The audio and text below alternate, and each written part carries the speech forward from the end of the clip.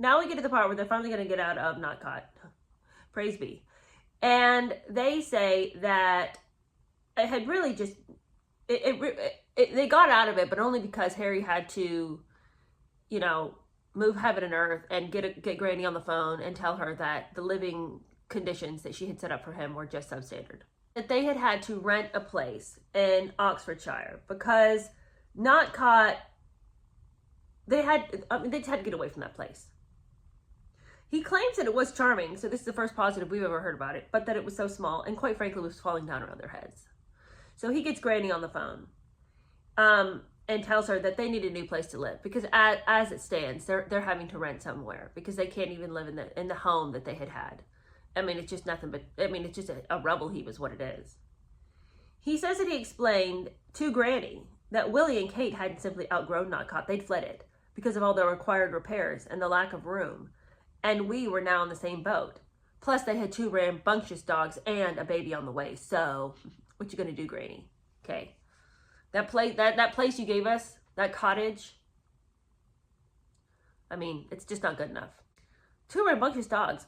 Your dogs should not preclude you from living in a home.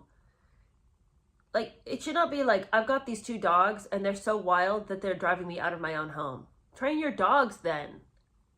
What is this? I got 2 rambunctious dogs. I need a new home. What? What? You got 2 wild beasts running you right out of Not Caught? Okay. I guess 3 when you can consider Megan's one of them. He says that they discussed different housing situations and they looked at several properties. But the thing is that some of them are just too grand. They had never been offered anything too grand in their lives. Too lavish. Too expensive to renovate. Okay. Let me tell you something right now. If anything had been offered to them that was lavish, grand, and too expensive to renovate, they would have snapped that right up. They were never pinching their pennies, let me tell you. And so Granny says she's going to give it a thought, and then she says, what about Frogmore? And Harry's like, Frogmore, Granny? That place is huge. And she says, no, Frogmore Cottage. So there's a little cottage on the grounds of Frogmore House. It's right near Frogmore House. And Granny said that it was sort of hidden. It was kind of tucked away. That originally had been the home of Queen Charlotte and her daughters. And it was a really lovely place. It was very historic. Part of the Crown Estate. And it was very sweet. It would need some renovations, but she would be happy to take care of those.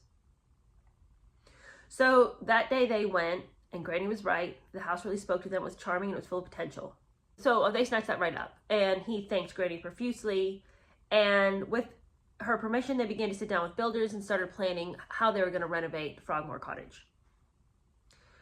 But then he writes this. He says that while the work was being done, they thought that they'd move to Oxfordshire full time. Remember, they had been renting that place because they as a reprieve from horrible Not Caught, they'd had to actually rent a second establishment. And they thought they might move out there full time, while they're waiting for the renovations because they just loved it. The air was fresh, the verdant grounds. There was no paparazzi. He says also that they would be able to call on the talents of his father's longtime butler, Kevin. He knew the Oxfordshire house very well. And he'd be able to turn that house into a home.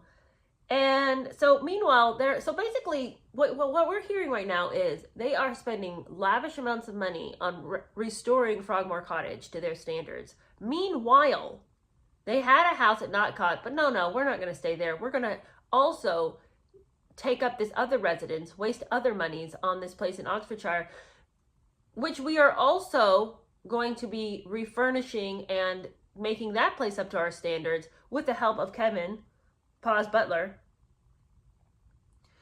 And I just can't believe this. Like, that is so entitled. What's wrong with Not Caught?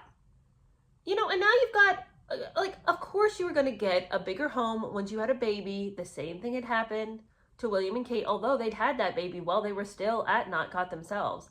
But as you climb in the ranks of the family, you are given better and better accommodations. Your time was coming.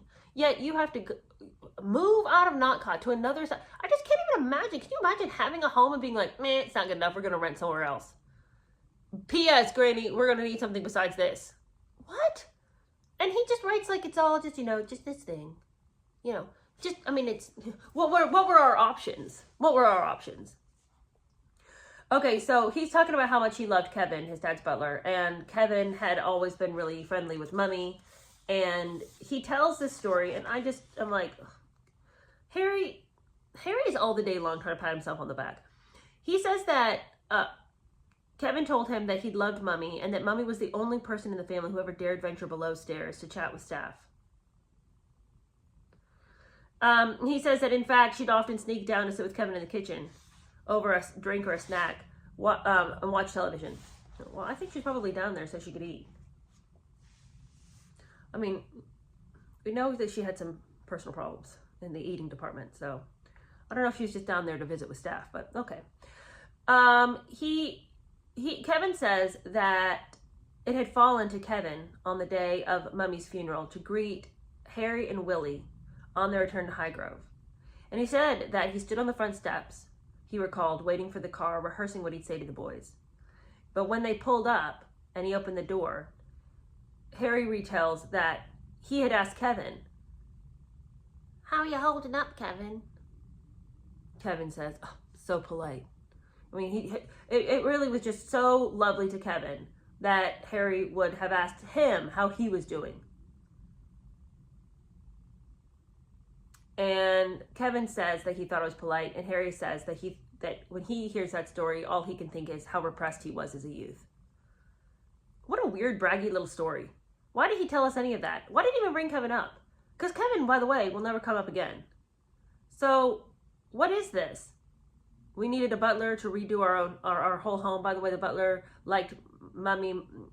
He said that Mummy was the only decent person in the royal family. Also, I'm awesome because I asked him how he was doing on the day of the funeral.